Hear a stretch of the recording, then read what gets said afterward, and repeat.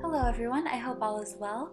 Today I'm going to be showing you how to make this embroidered shirt. It says you break it, you buy it, and it's paired with a human heart. Now I've been seeing this design everywhere, but I only see it paired with like a broken cartoon heart.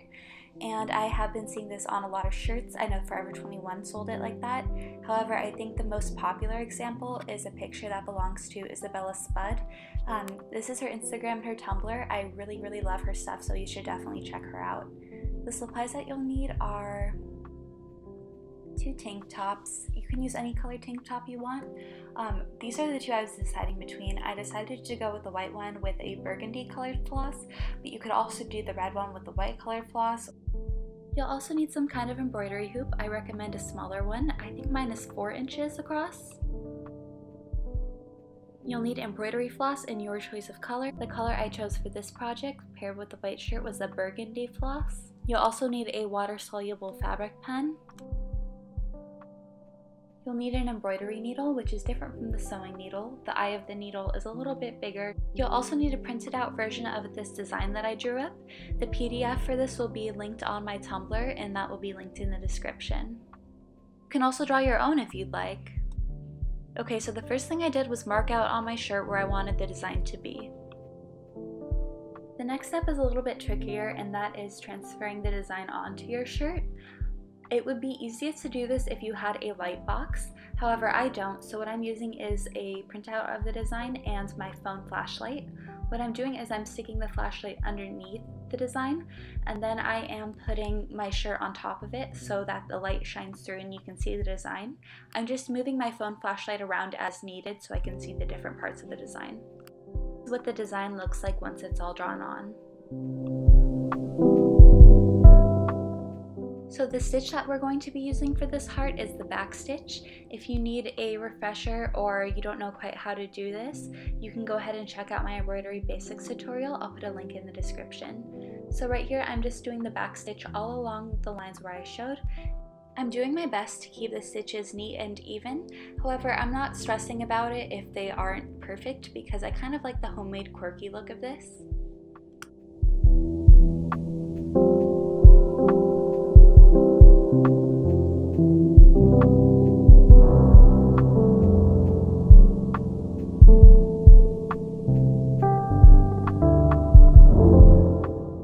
So here I am just continuing to follow the lines. Don't freak out if your heart doesn't perfectly match what you drew on. You can totally see that mine doesn't match perfectly, and that is completely okay. As you guys know, not all human hearts are the same. Not all organs look exactly the same. So if your heart turns out even the tiniest bit wonky, that is totally okay, no big deal. As long as it's recognizable as a heart, which I'm sure it is, it's totally fine. So I'm just continuing to embroider along the lines. I'm using this as a guide, but like I said, I'm making any adjustments as needed to make it look better. This embroidery part takes a little bit longer because it is a little bit more complex than the wording.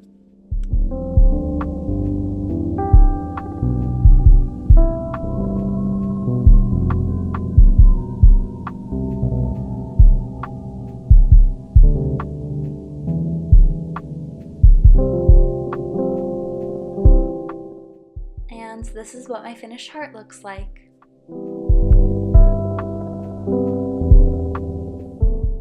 Next, I transferred on the words the same way that I did with the heart, and I'm going to begin embroidering the words. Like I said, it's okay if your words aren't perfect, I'm just eyeballing it here.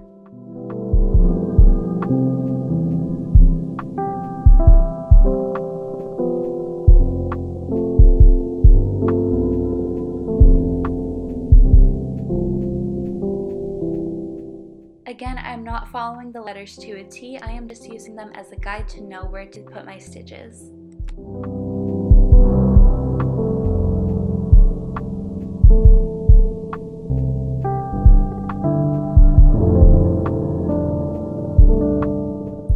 This is what the finished top looks like.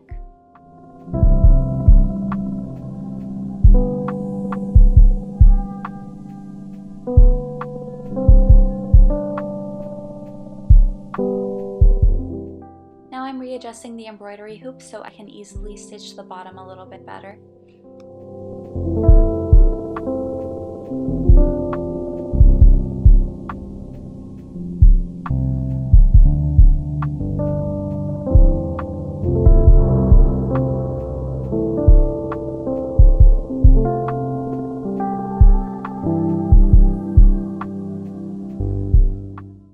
Again, I'm just continuing along following the letters simply as a guide using the back stitch.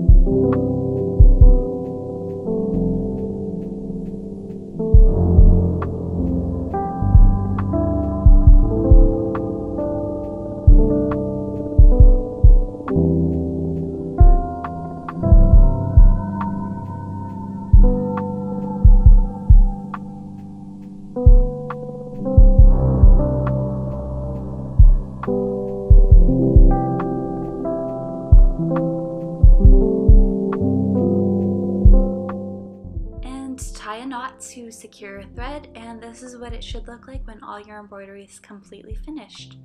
Next, I would suggest doing a small test of your thread and fabric in water to make sure that the color doesn't bleed on your shirt. Mine didn't, but I was still a little bit nervous, so I used one of these color catcher sheets.